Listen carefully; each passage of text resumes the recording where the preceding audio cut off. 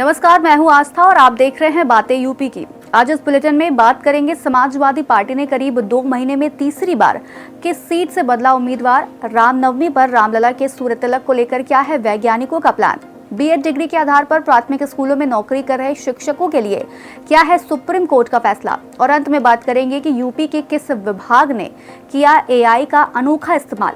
इसके अलावा प्रदेश की और भी कई खबरों से आपको करवाएंगे रूबरू। तो चलिए शुरुआत करते हैं पहली खबर से। बदायूं लोकसभा सीट से समाजवादी पार्टी ने 68 दिन में तीसरी बार उम्मीदवार बदल दिया है। हालांकि टिकट मुलायम सिंह यादव के परिवार के सदस्य को दिया गया है। सपा अध्यक्ष अखिलेश यादव ने बदायूं में टिकट बदलने के लिए सहमति दे दी है।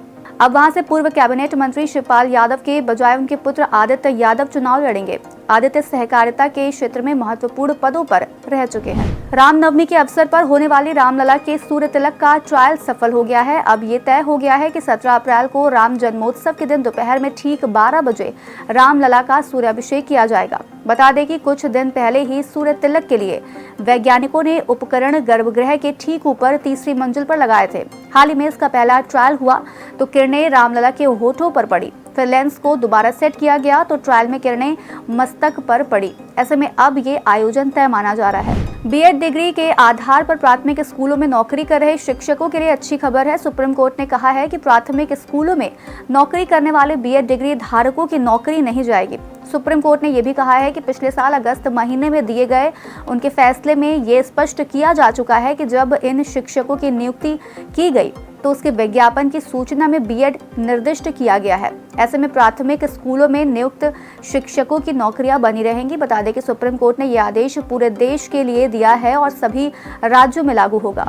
अस्वस्थ और नशे की आदि किसी पुलिसकर्मी से अगर स्क्वाड या गार्ड की ड्यूटी कराई गई तो डिप्टी एसपी, पुलिस लाइंस और प्रतिसार निरीक्षक यानी आरआई जिम्मेदार होंगे। डीजीपी प्रशांत कुमार ने इस बारे में मातहतों को आदेश जारी किया है। उन्होंने कहा है कि सशस्त्र गार्ड ड्यूटी अत्यंत महत्वपूर्ण एवं संवेदनशील होती है। इसमें कोई भी लापरवाही घातक हो सकती है। सरकारी नौकरी के लिए प्रतियोगी परीक्षाओं की तैयारी कर रहे युवाओं के लिए अच्छी खबर है। कर्मचारी चयन आयोग ने एसएससी सीएचएसएल 2024 की अधिसूचना जारी कर दी है। इसके जरिए 3712 रिक्त पदों पर भर्ती होगी। एसएससी ने अधिसूचना जारी करने के साथ ही आवेदन का लिंक भी एक्टिव कर दिया है। एसएससी की वेबसाइट ssc.gov.in पर जाकर आवेदन 7 मई तक किया जा सकता है, जबकि एप्लीकेशन फॉर्म में करेक्शन 10 और 11 मई को किया जा सकेगा।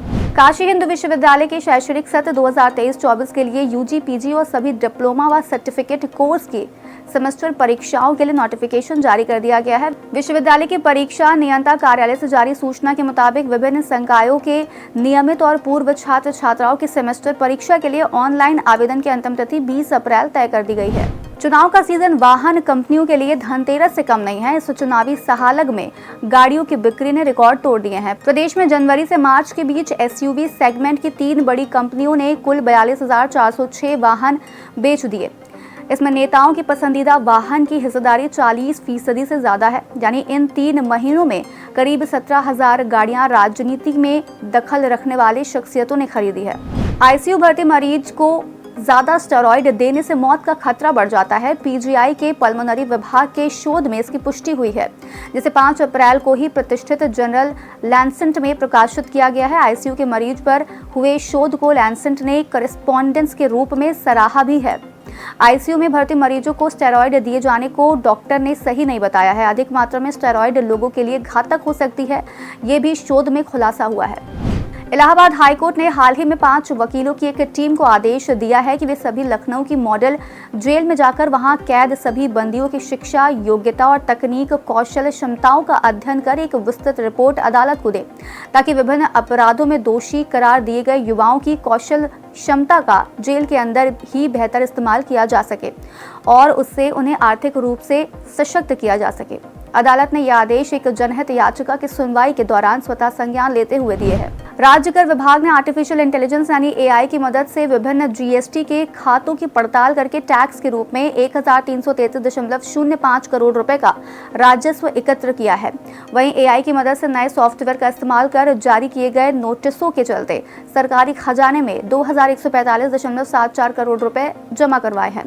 IT tool business intelligence and fraud analytics से विभिन्न पैरामीटर पर जीएसटी खाता धारकों की जांच कर मार्च में 26.04 करोड़ रुपए जमा करवाए गए हैं। आज का यूपी में फिलहाल इतना ही। अपनी शहर की बड़ी खबरों का अपडेट पाने के लिए बने रहिए हमारे साथ और देखते रहिए बातें यूपी की।